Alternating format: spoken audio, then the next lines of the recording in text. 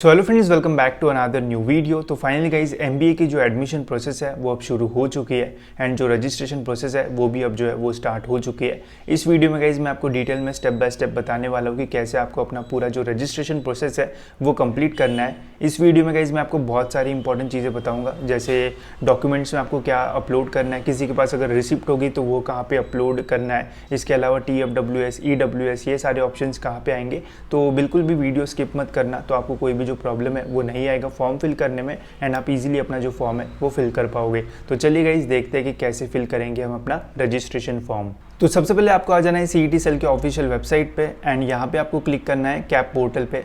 इसके ऊपर क्लिक करने के बाद आपको MBA MMS का ऑप्शन मिलेगा, इसके ऊपर आपको जो है वो कर देना है क्लिक। फिर गाइज यहाँ पे आपको new registration and registered candidate का जो ऑप्शन है वो देखने को मिल जाएगा। यहाँ पे गाइज आपको क्लिक करना है न्यू कैंडिडेट रजिस्ट्रेशन के ऊपर। इसके ऊपर गाइज जैसे ही आप क्लिक करोगे तो यहाँ पे गाइज आपको जो है वो नेक्स्ट ऑप्शन देखने को मिलेगा रजिस्ट्रेशन का। यहाँ पे आपको अपना पूरा जो नाम है वो फिल कर देना है। अगर आपने MBA CET की एग्जामिनेशन दी होगी तो MBA CET के स्कोर कार्ड के ऊपर जैसा भी आपका नाम होगा वैसा सेम नाम आपको यहाँ पे जो है वो डाल देना है। अगर आपने CET एग्जामिनेशन नहीं दी होगी तो 12th के मार्कशीट पे जैसे आपका नाम होगा वैसे आपको अपना यहाँ पे जो नाम है वो फिल कर देना है। ये बहुत इंपॉर्टेंट है बिकॉज अगर आप CET में जैसा नाम है वैसा नहीं डालोगे तो फिर आगे आपको पार्शियल मैच इम्पार्शियल मैच ऐसा जो एरर है वो आ सकता है। तो थोड़ा ध्यान से अपना जो नाम है वो डालना है, जैसे CET के स्कोर पार्ट पे होगा वैसे डालोगे तो ईजिली फर्दर प्रोसेस हो जाएगी। फिर आपको यहाँ पे स्टेट सेलेक्ट करना है, डिस्ट्रिक्ट सेलेक्ट करना है, mobile number and email address डालना है। ऐसा मोबाइल नंबर ईमेल एड्रेस डालना जो कि शुरू है एंड आपके पास है, क्योंकि OTP आएगा उसके ऊपर। फिर आपको यहाँ पे एक जो पासवर्ड है वो सेट कर देना है। पासवर्ड के लिए यहाँ पे कुछ इंस्ट्रक्शंस दिए, ये फॉलो करके अपना जो पासवर्ड है वो सेट कर देना एंड फिर रजिस्ट्रेशन की बटन पे जो है गाइस कर देना है आपको क्लिक। इस पर क्लिक करने के बाद आपने जो भी मोबाइल नंबर दिया होगा उस पर आपको एक OTP आएगा, OTP डाल के सबमिट के बटन पे क्लिक कर देना। इसके बाद गाइज आपको फाइनली अपना जो एप्लीकेशन ID या फिर जो यूज़र नेम जिसे हम बोलेंगे वो आपको जो है वो मिल जाएगा। ये बहुत काम का होता है, जब आप स्कॉलरशिप के लिए भी अप्लाई करोगे, जो कैटेगरी स्टूडेंट्स होगे उस टाइम भी ये जो नंबर है वो काम में आता है, तो इसे ध्यान से लिख के कहीं पे रख देना, ठीक है। फिर इसके बाद आपको click here to login and fill your application form पे जो है वो कर देना है क्लिक। इस पर क्लिक करने के बाद अभी हमने जो एप्लीकेशन नंबर मिला है वो यहाँ पे आपको डालना है एंड पासवर्ड यहाँ पे जो है वो डाल देना है एंड इस कैप्चा का जो भी आंसर होगा, जैसे यहाँ पे 1+6 है, यहाँ पे मैं 7 डाल के जो है वो लॉगिन के बटन पे कर दूंगा क्लिक। इस पर क्लिक करने के बाद गाइज आपके सामने कुछ ऐसा इंटरफेस आएगा। यहाँ पे हमारा जो रजिस्ट्रेशन है वो कंप्लीट हो चुका है एंड अभी हमें इतनी जो स्टेप्स है वो कंप्लीट करना है। तो ये कैसे कंप्लीट करेंगे, ये कंप्लीट करने के लिए गाइस लेफ्ट हैंड साइड में आपको सिलेक्ट स्क्रूटिनी मोड का जो ऑप्शन है वो देखने को मिलेगा, इस पर क्लिक करना है। इसके ऊपर क्लिक करते ही आपको स्क्रूटिनी के ऑप्शन मिल जाएंगे। अगर आपको अपने डॉक्यूमेंट्स ऑनलाइन ही जो है वो वेरीफाई करवाने हैं तो स्क्रूटिनी जो है वो सिलेक्ट करो। अगर आपको अपने डॉक्यूमेंट्स ऑफलाइन FC सेंटर में जाके वेरीफाई करवाने हैं तो फिजिकल स्क्रूटिनी पे सिलेक्ट करना, ठीक है। स्क्रूटिनी पे सिलेक्ट करोगे तो आगे फर्दर आप नेक्स्ट स्टेप पे जाओगे। अगर आप फिजिकल स्क्रूटिनी पे क्लिक करके सेव एंड प्रोसीड करोगे तो यहाँ पे स्लॉट बुक करने का एक जो ऑप्शन है वो देखने को मिलेगा, जहाँ पे आपको जो भी नियर बाय सेंटर लगता है वो उसका जो स्लॉट है वो बुक करना है। मतलब जिस भी तारीख को आप जाओगे वो तारीख यहाँ पे आपको पहले से बतानी है एंड सबमिट के बटन पे क्लिक करना है, ठीक है। अभी मैं ये जो वीडियो है वो 29 तारीख को बना रहा हूँ, ठीक है। तो इस टाइम यहाँ पे फिजिकल FC सेंटर में थोड़े जो इश्यूज़ है वो आ रहे हैं। यहाँ पे जो लिस्ट है FC सेंटर की वो नहीं दिख रही है, बट ये जो प्रॉब्लम है वो जल्दी सॉल्व हो जाएगा एंड जब आप रजिस्ट्रेशन करोगे तो उस टाइम ये प्रॉब्लम आपको जो है वो होप्स हो नहीं देखने को मिलेगा, तब आप इजीली जो FC सेंटर है वो चूज़ कर पाओगे, ठीक है। तो ये चूज़ करने के बाद गाइज आपको सबमिट के बटन पे क्लिक करना है। अगर आपको कन्फ्यूजन है दोनों में से कौन सा स्क्रूटिनी लेना चाहिए, डिटेल में वीडियो बनाया है, जाके आप देख सकते हो, आपको समझ में आ जाएगा। ये होने के बाद गाइज फिर यहाँ पे हमें जो CET डिटेल्स है वो पूछी जाएगी। पहले तो यहाँ पे पूछा है have you appeared for MBA CET 2023। अगर आपने CET की एग्जामिनेशन दी है तो येस पे क्लिक करो, नहीं दी है तो नो पे क्लिक करो। येस पे क्लिक करोगे तो यहाँ पे आपको अपना जो रोल नंबर है वो पूछा जाएगा, जो CET का था रोल नंबर, ठीक है। तो वो आपको यहाँ पे पूछा जाएगा जो कि आपको अपने एडमिट कार्ड पे मिल जाएगा एंड फिर यहाँ पे आपको अपना जो रजिस्ट्रेशन नंबर है वो पूछा जाएगा। या आपको CET का जो स्कोर कार्ड आया था, जो MBA का CET का रिजल्ट आया था, उसमें आपका जो एप्लीकेशन नंबर है वही आपका जो रजिस्ट्रेशन नंबर है वो रहेगा, तो वो आपको यहाँ पे जो है वो फिल कर देना है। अब इसके बाद काफ़ी सारे स्टूडेंट्स मुझे पूछ रहे थे कि हमें अगर दूसरे कोई एंट्रेंस एग्जामिनेशन से अप्लाई करना है तो वो कैसे करेंगे, तो आप देख सकते हो यहाँ पे ऑप्शन है have you appeared for CAT, फिर यहाँ पे CMAT, XAT, GMAT, ऐसे सारे एग्जामिनेशंस के जो आपको ऑप्शंस है वो देखने को मिलेंगे। तो अगर आपको इन एग्जामिनेशंस के थ्रू भी अप्लाई करना है तो आप इसके ऊपर जो है वो येस पे क्लिक कर सकते हो। अगर आपने इनमें से कोई भी एग्जामिनेशन नहीं दिया है तो आप डायरेक्ट नो पे क्लिक करके सीधा जो है वो वेरीफाई एंड सेव पे आगे जो है वो बढ़ सकते हो, ठीक है। अगर आपने एग्ज़ाम दिए तो येस पे क्लिक करना पड़ेगा। उसके बाद गाइस देखो, अगर आपने मल्टीपल एग्जामिनेशन दिए तो कोई भी एक एग्जामिनेशन ही जो है वो आप सिलेक्ट कर पाओगे। जिस भी एग्जामिनेशन में बेस्ट स्कोर होगा वो एग्जामिनेशन आप जो है वो सिलेक्ट कर लीजिए एंड उसकी यहाँ पे जो डिटेल्स है वो फिल कर दीजिए। डिटेल्स कैसे फिल करना है यहाँ पे जो इंस्ट्रक्शंस है वो दी हुई है, तो उसे पढ़ के डिटेल्स फिल कर देना, ठीक है। बट आप कोई भी एक ही एग्जामिनेशन जो है वो सिलेक्ट कर पाओगे। एंड अगर आपने MBA CET की एग्जामिनेशन नहीं दी है एंड अगर आप बस इन्हीं एंट्रेंस एग्जामिनेशन के थ्रू अप्लाई करना चाहते हो तब भी आप जो है वो अप्लाई कर सकते हो। बट इस कंडीशन में आपको CET सेल को एक जो फ़ी है वो पे करना पड़ेगा, क्योंकि आपने CET एग्जामिनेशन नहीं दी थी इसलिए, ठीक है। अगर आपने CET एग्जामिनेशन दी है तो आपको कोई भी जो पेमेंट है वो नहीं करना पड़ेगा, ठीक है। तो ये सिलेक्ट करने के बाद, ये फिल करने के बाद आपको वेरीफाई एंड सेव के बटन पे जो है वो कर देना है क्लिक।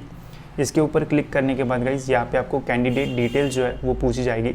यहाँ पे आपको डिफरेंट कैंडिडेट टाइप जो है वो देखने को मिलेंगे। जो आउट ऑफ महाराष्ट्र है उनका OMS रहेगा, जो महाराष्ट्र के स्टूडेंट्स हैं उनके type A, type B, type C, इनमें जो है वो ऑप्शन आएंगे, ठीक है। तो मेरा टाइप A में आता है तो मैं टाइप A चूज़ करूँगा। अगर आपको नहीं पता है अपना कैंडिडेट टाइप तो मैंने इसके ऊपर भी डिटेल वीडियो बनाया जिससे आपको समझ में आ जाएगा कि आप कौन से कैंडिडेट टाइप में आओगे, तो वो ज़रूर देख लेना, उससे भी आपको सारी जो इन्फॉर्मेशन है वो मिल जाएगी, ठीक है।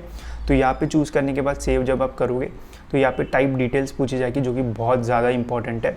सबसे पहले यहाँ पे आपको पूछा जाएगा कि आपने जो 12th है वो कौन से डिस्ट्रिक्ट से कंप्लीट किया है, तो वो डिस्ट्रिक्ट यहाँ पे डालना है। एंड आपने जो अपना ग्रेजुएशन है वो कहाँ से कंप्लीट किया है वो यहाँ पे आपको जो है वो फिल करना है। तो जैसे मैंने मेरा जो 12th है वो नागपुर से किया है एंड मैंने मेरा ग्रेजुएशन अगर मुंबई से किया है तो यहाँ पे मुझे जो है वो होम यूनिवर्सिटी पता चलेगी।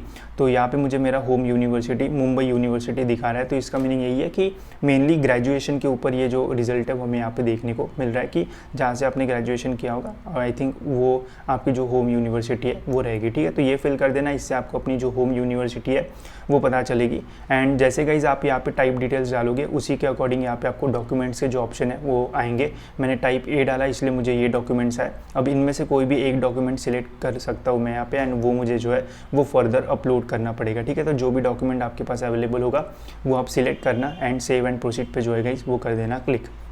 इसके ऊपर क्लिक करने के बाद गाइस फिर आपको यहाँ पे पूछी जाएगी कैटेगरी डिटेल्स। अब कैटेगरी डिटेल्स में बहुत सारी चीज़ें होती है, जनरल कैटेगरी, फिर रिजर्व कैटेगरी, फिर उसमें EWS वगैरह बहुत सारी चीज़ें। तो ध्यान से सुनना, मैं सब कुछ बताता हूँ आपको।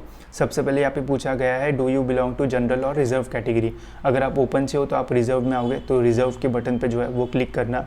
इस पर क्लिक करते ही यहाँ पे आपको पूछा जाएगा कि क्या आपको EWS से अप्लाई करना है या फिर नहीं। अगर आपको EWS से अप्लाई नहीं करना है तो नो पे क्लिक करना, ठीक है।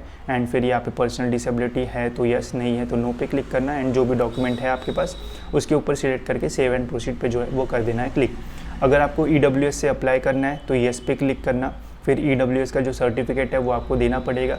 अगर आपके पास अवेलेबल है तो अवेलेबल का स्टेटस डाल देना। अगर आपने अप्लाई किया है, रिसिप्ट है, अभी तक आपका डॉक्यूमेंट आने का है, तो आप अप्लाई बट नॉट रिसीव पे क्लिक करके जो रिसिप्ट है वो फर्दर जो है वो अपलोड कर सकते हो। यहाँ पे सारी इंस्ट्रक्शंस दी है, ध्यान से पढ़ोगे तो सारी चीज़ें आपको समझ में आ जाएगी, ठीक है। फिर इस पर क्लिक करके सेव एंड प्रोसीड आप जो है वो कर सकते हो।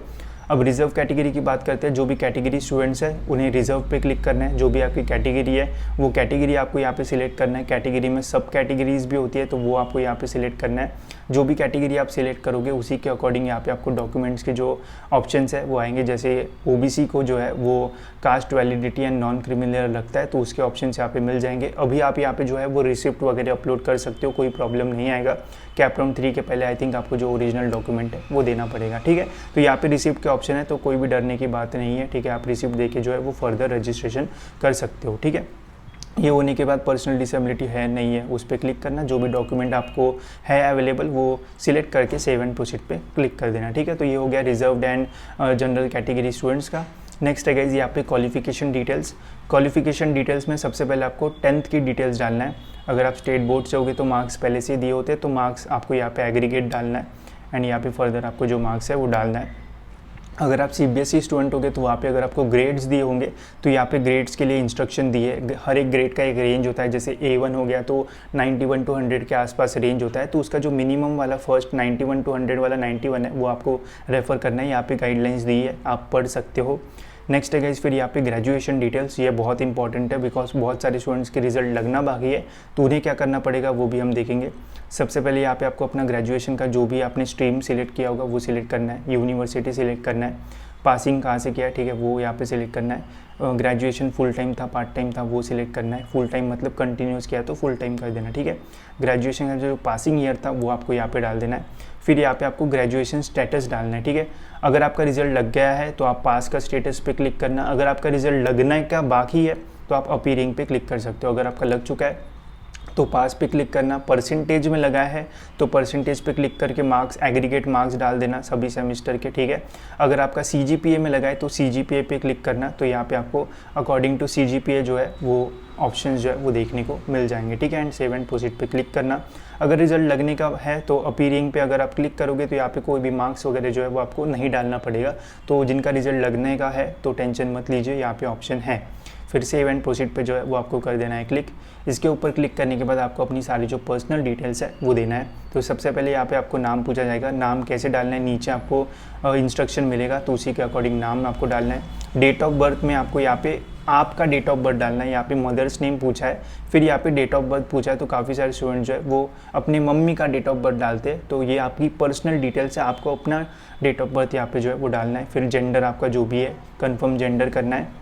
फिर यहाँ पे फैमिली एनुअल इनकम, अगर आपके पास इनकम सर्टिफिकेट है तो उसका जितना इनकम होगा वो आपको डाल देना है। अगर आपको नहीं पता है तो आपके घर में पेरेंट्स को पूछना है, एंड वैसे आपको जो है वो यहाँ पे डालना पड़ेगा। And I think open students को वो ऑप्शनल भी रह सकता है। रिलीजन जो भी होगा वो आपको यहाँ पे डालना है। मदर टंग यहाँ पे आपको जो है वो डालना है। एंड अगर आप माइनॉरिटी से बिलोंग करते हो तो आप येस या नो पे जो है वो यहाँ पे जो है वो क्लिक कर सकते हो। अगर आप जो है गाइज वो रिलीजन में हिंदू चूज़ करते हो तो आप माइनॉरिटी के लिए जो है वो एलिजिबल नहीं रहोगे। अगर आप मदर टंग में मराठी क्लिक करते हो तो आप लिंग्विस्टिक माइनॉरिटी के लिए जो है वो एलिजिबल नहीं रहोगे। जो भी माइनॉरिटी के स्टूडेंट्स होंगे उन्हें समझ में आया होगा। अगर आप माइनॉरिटी में नहीं आते हो तो सिंपली नो पे क्लिक कर देना एंड फर्दर बढ़ जाना, ठीक है। फिर यहाँ पे पूछा है do you want to apply for TFWS। TFWS क्या होता है, डिटेल वीडियो बनाया है, जाके आप देख सकते हो। अगर TFWS के लिए अप्लाई करना है तो येस पे आपको क्लिक करना पड़ेगा। अगर TFWS के लिए अप्लाई नहीं करना है तो नो पे आपको क्लिक करना पड़ेगा। अगर आप TFWS के लिए येस करते हो तो आपको जो है इनकम सर्टिफिकेट जो है वो दिखाना पड़ेगा, जिसमें 8 लाख से कम आपका जो इनकम है वो रहना चाहिए, ठीक है। तो अप्लाई करना है तो कर सकते हो, नहीं करना है तो नहीं कर सकते हो। अप्लाई अगर आप करते हो तो ऐसा नहीं है कि बस TFWS के ऑप्शन आएंगे, जो भी कैटेगरी, अगर आप ओपन से हो तो ओपन के भी ऑप्शन आएंगे, यानी अगर आप कैटेगरी से हो तो कैटेगरी के भी ऑप्शन आएंगे। दोनों ऑप्शन से आप अप्लाई करोगे, TFWS एंड जो भी आपकी कैटेगरी या फिर ओपन होंगे उससे, ठीक है। डिटेल वीडियो में बताया है सब कुछ, वो देख सकते हो। फिर नेक्स्ट यहाँ पे आपको परमानेंट एड्रेस डालना है, स्टेट डालना है, डिस्ट्रिक्ट डालना है, तालुका डालना है, एंड सेव एंड प्रोसीड पे जो है वो कर देना है क्लिक। यहाँ से चीज़ें थोड़ी जो है वो कॉम्प्लेक्स होती है, तो मतलब सिंपली भर देना, ठीक है। आपको सारी चीज़ें समझ में आएगी, कोई भी प्रॉब्लम नहीं आएगा। मैंने रेफरेंस के लिए वीडियोस की लिंक डिस्क्रिप्शन में दी है, तो उससे भी आपको डिटेल में सारी जो चीज़ें वो समझ में आ जाएगी।